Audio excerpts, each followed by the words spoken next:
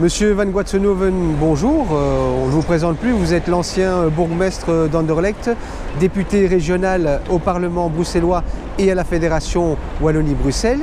Alors, si nous nous trouvons ici à un carrefour autoroutier, un carrefour de l'Europe, dira-t-on, c'est pour parler de mobilité. Alors, quelle est la situation en matière de mobilité à Bruxelles? Pouvez-vous nous dresser un état des lieux? On peut dire qu'elle est vraiment mauvaise.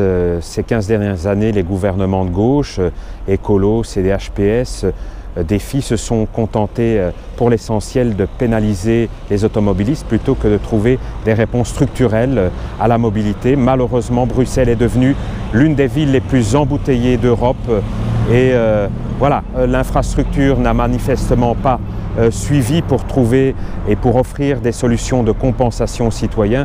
Plus que jamais, ce dossier doit être vigoureusement repris en main.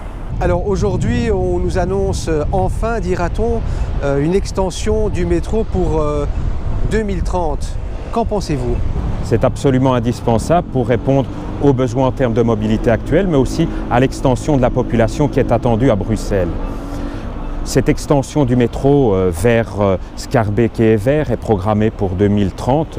Le gouvernement bruxellois nous avait parlé préalablement 2024-2025. Il faut pouvoir militer pour cette idée parce que malheureusement, les écolos remettent en question cette extension. Nous, les libéraux, nous sommes favorables au métro de longue date. D'ailleurs, il est à pointer que le dernier ministre qui a accompagné l'extension du métro à Bruxelles est un ministre libéral et nous nous engageons pour cet objectif qui est absolument prioritaire pour répondre aux enjeux en termes de mobilité dans les prochaines années et dans les prochaines décennies. Et quelle est l'autre grande priorité pour la mobilité à Bruxelles? Le maître mot, c'est l'intermodalité.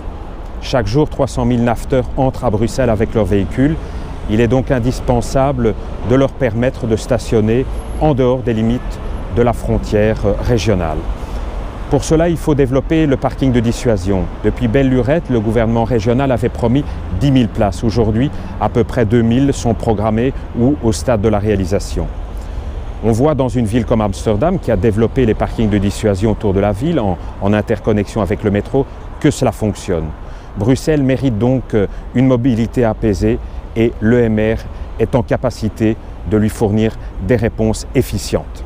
Monsieur Van Guatsenoven, merci d'avoir accepté cette interview et nous vous souhaitons bonne chance pour les élections du 26 mai prochain.